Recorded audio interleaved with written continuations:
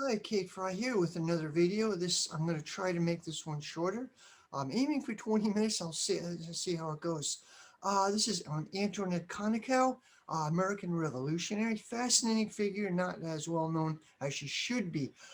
Years ago, I went to Keene State College in Keene, New Hampshire, and there was a Marxist professor there, Joan Rolfes, and she has articles in Counterpunch once in a while. Really interesting person.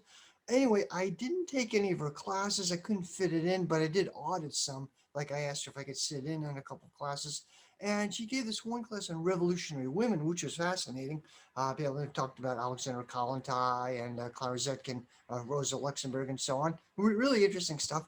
How I didn't know Konikow until quite a while later. She was kind of obscure. She was one of the founding members of the American Socialist Party, of Eugene Debs, one of the founding members of the Communist Party, and also one of the founding members of the Trotskyist movement. Fascinating figure. Okay, here goes. She was born Alexandra no, Antoinette Buchholz in Orenburg, Russia, on the Volga River in November of 1869, near the border of Kazakhstan. Unclear of her ethnicity. There's some debate about this. I thought she was Jewish. The Wikipedia article says she was Jewish, and I wrote an article on her for Left Voice, which says she was Jewish. More stuff I've come across recently said she was probably wasn't. I think she was Volga German, like a lot of German people settled along the Volga River in Russia during the time of Catherine the Great. Anyway, I don't know. It doesn't really matter. Okay, so anyway, her parents were socialists. I don't know too much about them. She went to secondary school, high school in Odessa in Crimea. Another person who went to high school in Odessa or secondary school was Leon Trotsky. So interesting connection there. And my dog Molly says hello. Um, and Molly has a lot of ticks, unfortunately, so I got to take care of this after the video. Okay, so anyway, when she was 19, Antoinette went to Switzerland to study medicine at the University of Zurich. Switzerland at that time had a huge number of Russians. There were Russian students and Russian workers, and there was a huge amount of political ferment, critical amount of ferment. Antoinette was in a group called a group led by George Plekhanov called Emancipation of Labor Group. George Plekhanov was a fascinating figure. He's called the father of Russian Marxism. The Emancipation of Labor Group later developed into what became the Russian Social Democratic Labor Party, or I think it's called that, which eventually later split Bolsheviks and Mensheviks. So he kind of started the whole thing. He was a collaborator of Friedrich Engels after Marx died. Engels was kind of elderly, but he collaborated with Engels. He developed the term dialectical materialism, which Marx himself had never used. Anyway, on the other hand, Plekhanov was kind of a dickhead. He mentored people, mentored Lenin, Markov, the Menshevik leader, a variety of other people, but he hated anyone getting beyond him, growing beyond him. He mentored a whole wide variety of people, but he turned on them. He had a run-in with Rosa Luxemburg and her partner Leo Yokigis, so he was a difficult character. Anyway, Antonio Konikow was in his organization, Emancipation of Labor Group. I don't know how much about this at the period, how highly involved in it she was, but interesting thing. Anyway, in the boarding house she was staying in, there were some explosives were discovered. I don't know the whole story. Apparently, there are with the Russian radicals which lived in Zurich. There were a lot of Narodniks, which are anarchist, sort of semi-anarchist populist group. And I don't know what was going on. I don't think Antoinette had any connection with this, but she had to get out of Switzerland really fast. So she married her what Wikipedia calls her lover or boyfriend. He was either William Konikow or Moses Konikow. I've heard both names for him. Moses Konikow might have been his Hebrew name. I don't know. He was Jewish. Anyway, they immigrated. The couple immigrated to the U.S. Antoinette Konikow continued her medical education at Tufts University. It was Tufts College at the time in the Boston area in Somerville. Interesting anecdote. Years ago, I had a radio show, or I co-hosted a radio show at Tufts. I was never a student there, but I had a radio show when I was in Socialist Alternative about 10 years ago, and it was a lot of fun doing it. It was Socialist Alternative Radio, news and views from from a revolutionary socialist perspective, something like that. It was a lot of fun doing it. I miss being in a socialist organization, although not being in an organization gives me time to develop a lot of my own thoughts. Okay, anyway, Antionette Konikow graduated. She was qualified as a doctor, and she spent her career next 60 years, I think, in the Boston area, in working entirely in women's health. She ran a clinic. She pioneered like contraception. She did abortions for women. Now, the whole context of the situation, whole context back then, it was a much more repressive. The U.S. had a much more repressive era. Starting a few years, a little while after the Civil War and accelerating the 1870s, there was a very repressive time. There was this guy in New York. He was Anthony Comstock. He was a postal inspector. Kind of appears to be kind of psychotic. He was fiercely fiercely puritanical. He fought the Civil War, and he really was disgusted by the curse words and bad language his fellow soldiers, Union soldiers, used. He was disgusted by that. Anyway, in I believe it was 1873, he formed this group, the New York Society for the Prevention of Vice, and next year later he expanded it, became a nationwide organization, and he successfully lobbied for some New York State legislature and then Congress to enact what was called the Comstock Act, and I think I think it was 1874, 1875, not really sure. But basically, the Comstock Act banned sending through the U.S. mails any what was called lewd or lascivious literature, which could be interpreted any way they wanted to, anything with sexuality. Also explicitly banned was any information on contraception, abortion, or venereal disease, including to medical students. So it was kind of bizarre. That's the situation. And by 1900, abortion was made illegal in I think 37, not all states, but most states banned abortion. There was some loopholes, some wiggle room, but basically it was banned. People had abortions and practiced contraception anyway, but it was very underground and it's kind of weird. So anyway, that's the situation Antionette Konikow was in. She performed abortions. The Catholic Church hated her. They were in Massachusetts. They were big in Massachusetts. They were one of the main crusaders against abortion rights and things like that. They hated her. She was arrested a few times.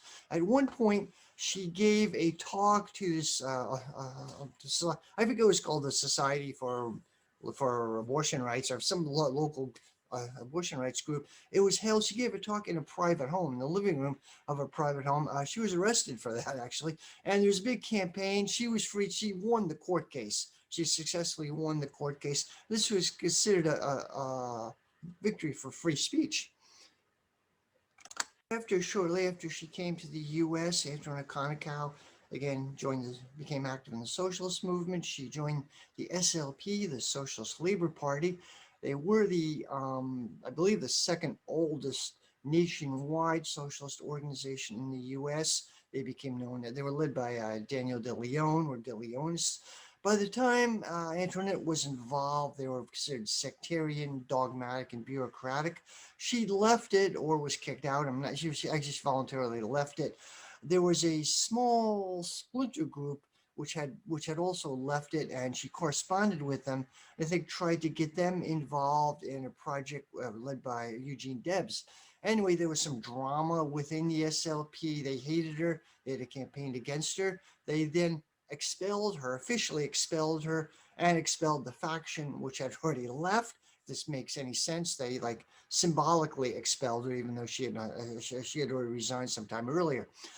She was a friend of Eugene Debs and Victor Berger, and she worked with Debs in one socialist project. I think it was called the Social Democratic Party of America, which didn't last very long and flopped, but later on was a founding member of the Socialist Party of America. She was on their executive council, executive committee. She was very active in it. She was joined. She was a leader of what's called the Socialist Sunday School movement back then, or it's still the case. Like Protestant and Catholic churches had Sunday schools for kids, kind of religious indoctrination. The Socialist Sunday School movement tried to turn that around and gave classes for kids on Sundays about science and technology. It's a religious superstition on science, things to liberate people. She changed the name. She didn't like the name Socialist Sunday School. I think she changed the name to Socialist. Not Sunday School, but Socialist Schools, Socialist Science School, I believe she changed the name to. I got the impression there was some resistance to her efforts, some pushback, but I don't have all the details. Anyway, she was very active in the Socialist Party. She opposed World War One, strongly opposed it. Her hero was one of her heroes, Karl Liebknecht, the socialist leader in Germany, who was arrested, who was later worked with Rosa Luxemburg. And she was inspired by Karl Liebknecht. She made nationwide speaking tours throughout the U.S., denouncing U.S. entry into the First World War. And I don't think she was arrested for it. Eugene Debs and Victor Berger were both arrested for speaking out against the war. Anyway, she took a lot of criticism for it, a huge amount of criticism. Also, she spoke out. She divorced. I don't forget the year, but she divorced her husband Moses Konikow, which was more unusual, more difficult for women to get divorced. Get divorced back then, and she spoke out in favor of a woman named Meta Fuller, who had been married to the socialist writer Upton Sinclair, famous writer of The Jungle. Later was ran for governor of California. Epic. Anyway, Meta Fuller and she was Meta Fuller was friends with Antionette Konikow. Uh, anyway, they married. Meta Fuller and Upton Sinclair married. They were completely mismatched, and then they divorced a few years later. Meta Fuller, by the way, not to be confused, when I was researching this, there's another Meta Fuller lived roughly around the same time, an African American artist. Her stuff is really interesting, very compelling, and I encourage you to look up the African American Meta Fuller. She is very interesting. But anyway, this Meta Fuller, who's married to Upton Sinclair, was a high society. She was a Virginia blue blood, and her getting divorced was a big scandal among the upper classes, and the press of the time had a big thing about it, et cetera, et cetera. And so Antoine Konikow, took Meta Fuller's side, spoke out for her, wrote articles in favor of her, like a woman should have a right to get a right to divorce, a right to control her own life. And she took a risk doing this. The New York Times surprisingly favorably mentioned her, but just called her a socialist orator. And so anyway, yes. So she was on the left wing of the Socialist Party, very much against World War One. She joined the Communist Party, or there were two, or actually first three, and then two splits leftist splits from the Socialist Party. And there for a time, for about 9 months, there were two communist parties in the U.S. And I forget what they're called offhand. I think she joined one group, mostly immigrant oriented. I think it was the Communist Party of America. I forget what it was called. But then after 9 months, they merged. And she was involved in the Workers' Party. The Communist Party was really somewhat underground, and the Workers' Party is like the above ground faction of it. She was involved in the Workers' Party and then the Communist Party. And I believe it was in 1926, she visited the Soviet Union with her son-in-law, who was a doctor. I believe he was also a communist in the Communist Party. And at first, she was kind of shocked by the poverty of the Soviet Union. It wasn't really what she had expected. And she gave talks and came to investigate women's reproductive rights, abortion, contraception, things like that. And I was surprised to hear this, but in the socialist movement, particularly European socialist movement at the time, there was some resistance to abortion rights or women's reproductive rights. There was some resistance to it. Bit complicated. So the background is a bit complicated. There was an English economist in the late 18th, early 19th century, Thomas Malthus. Now, Karl Marx was influenced by early classical English economics, Adam Smith and David Ricardo, and he had theories of surplus. Wrote theories of surplus value and developed his own theory of surplus value, influenced by these other guys. But Marx hated Malthus. Basically, Malthus, famous associated with Malthusianism, the idea of overpopulation. Uh, Basically, the idea that yes, Malthus thought society could things get better as improving the general condition. People have more children, and then things get worse. Basically, felt the overpopulation of society would outstrip its food supply. Upshot of this is he felt that an egalitarian progressive society was impossible, was inevitably bad because people will still keep having children, a population will still keep expanding, and basically you have to keep the lower orders down.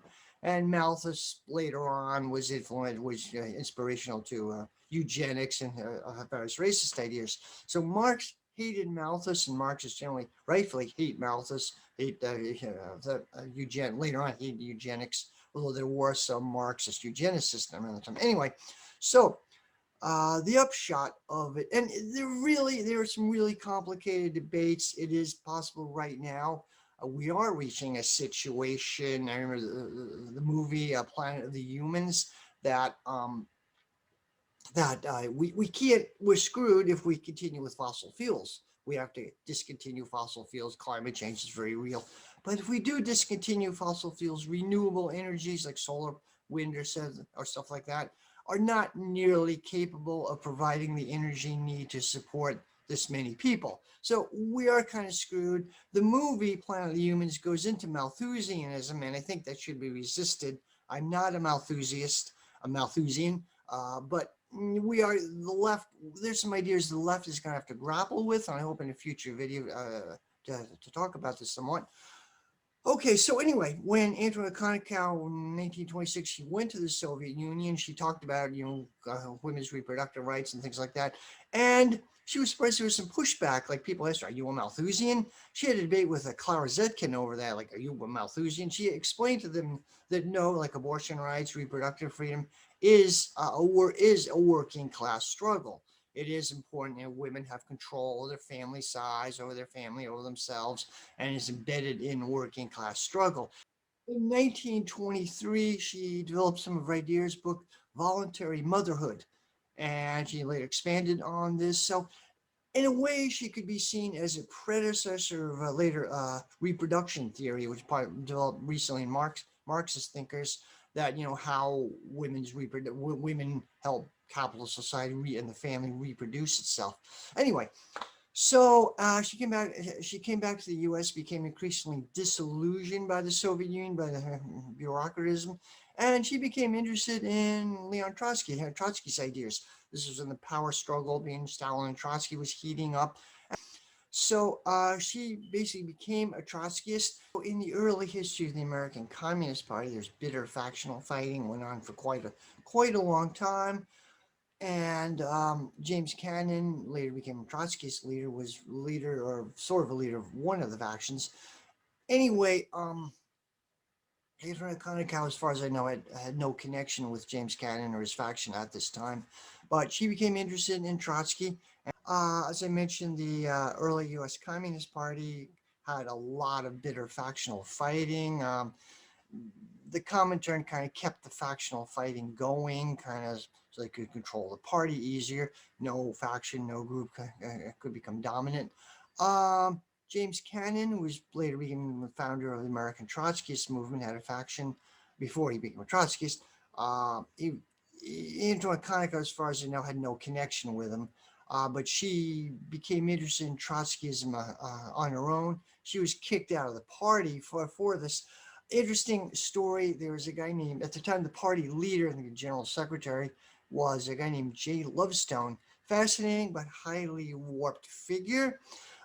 First, J. Lovestone was originally he was a factional leader. He was a union, kind of communist union organizer. He was a factional leader. He was considered an insidious figure. He used to keep notes on people and had a file cabinet, notes on people, how loyal to him they were. And he was not popular. Some of his factional fighting, they finally reached an agreement where in a party get over the factionalism and some union, some unity. Well, just at that time, the Comintern kind of put Jay Lovestone in charge after he had previously been somewhat marginalized. So God, they another round of factional fighting. So he Jay Lovestone kicked the Trotskyist out of the party, out of the Communist Party, hounded Antionette Konikow out. She was expelled. They had a really nasty letter exchange. Jay Lovestone wrote to her, called her something like a degenerate and a biological and political Trotskyite. Like, what is a biological Trotskyite? It was kind of sort of referring to her work in women's reproductive freedom and so on. It's got a misogynist attack on her. Jay Lovestone himself was a Bukharinite. There was power at that time in the Soviet Union. There was a power struggle between Stalin, Trotsky, and Bukharin for a time. Trotsky was on the left. Bukharin was like a on the right communist, and Stalin posed as being on the center. The whole thing is extremely complicated, but basically Stalin played off Bukharin against Trotsky and so on. Anyway, Trotsky was expelled. So anyway, Jay Lovestone, he hitched his way into Bukharin. He somehow maybe misjudged how things were playing out. Maybe thought Bukharin would come out on top. That didn't happen. He miscalculated.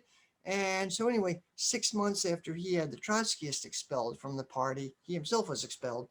And he brought a group with him that formed his own Communist Party. I kind of forget what it was called. It was called like the Real Communist Party, something like that. The Lovestoneites. So they continued for a few years in the 30s. He was kind of hoping the Communist Party would join him, that would break up and join him, and he'd be the leader of a reconstituted party. That never happened.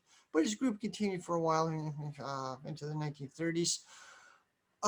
He finally joined. He joined or rejoined the labor bureaucracy. Only this time, he had no pretense of being a communist. He was a business unionist. In fact, his mentor at that time wanted him to change his name because the old Jay Lovestone was a communist organizer. This newer Jay Lovestone was not. It was just a business unionist.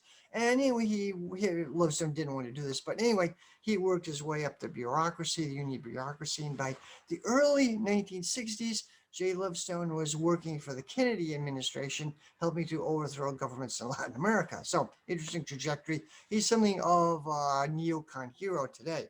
Anyway, Antionette Konikow had a much more honorable progression. She left the Communist Party. She formed a small Trotskyist group in the Boston area, a very small group, and eventually they merged with with what was the Communist League, the group which had split off from the Communist Party, Trotskyist group. They regard themselves as initially regard themselves as a exterior public faction of the Communist Party. They were hoping the party might reform. That didn't happen. They increasingly went off on their own. Later on, they kind of became the Socialist Workers Party, SWP, and Antionette Konikow was very active in the Boston branch, very active. In the SWP, she believes she retired when she was 70. She had a clinic. She retired. She worked on writing her memoirs, uh, and she apparently learned touch typing, like how to type when she was 75, so she could write her memoirs. She thought it would be a good gift to future generations. The struggles she had been through. I forgot to mention she kind of wrote early. She wrote basically a medical textbook. She provided abortions for women, contraception back in a time when it was really difficult, and gave theoretical backing for it. She actually defended Margaret Sanger, who founder of what became Planned Parenthood. Margaret Sanger was a socialist originally. I don't know if she remained one. She was later kind of famous or infamous for advocating eugenics. And I don't know if I don't think Andrew Conoco followed did that. This was from a later period. But Margaret Sanger was a pioneering abortion advocate and really attacked. In fact, she tried to give a speech in the Boston area, and it was Margaret Sanger tried to give a speech, and it was banned. The police banned it, or a lot of the Catholic Church put a lot of political pressure on her. It wasn't allowed. Finally, she championed, Antionette Konikow championed abortion rights and freedom of speech. So she was a pioneer in a lot of areas. Okay, so she finally worked on her memoirs, remained in the Boston area. She died in 1946, as far as I know, and there's a really good memorial for her. Or they gave before she died. Actually, she visited Leon Trotsky in 1940 in Trotsky's house in Mexico, Coyoacan, suburb of Mexico City, and she was lifelong friends with Trotsky and was devastated when he was murdered. Anyway, she lived through the Second World War. She had some interesting articles, especially in the late 1930s and to 1940s. It's on the Marxist Internet Archive. And she finally died in 1946. They gave her some really good tributes to her. Militant, which was the paper of the Socialist Workers Party, gave some articles on her. Okay, it's hard to find a lot of information on her. As far as I know, haven't been any biographies written about her. Her memoirs, I don't know where they are. They haven't, as far as I know, they haven't been published. She wrote some of them in her own handwriting and later typed. I don't know if she completed her memoirs, and I don't know where they are. And I know other people I've asked don't know where they are either. Most likely they're in probably somebody. She has descendants in the Boston area. They're in somebody's attic or garage, or maybe the archives of the Socialist Workers Party. SWP is still around. They're not anything like they used to be. They're much smaller. They're no longer Trotskyist, and they're actually moving to the right wing, the far right. So they're not. They jealously guard the copyright to their press is Pathfinder Press, and they jealously guard the copyright. So they may some of their archives. They may have some information on Antionette Konikow. And it would be fascinating to write a biography on her or some research on her because she's a little known figure. She should be more known, but it's little known. So I hope you've enjoyed my video.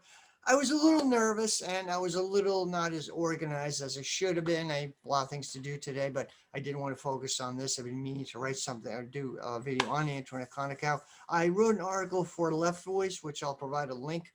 Some of my information I'd update a little bit, but and I'll provide links from the Marx articles in the Marxist Internet Archive. Anyway, thanks. If you like this, please like and subscribe. Thank you.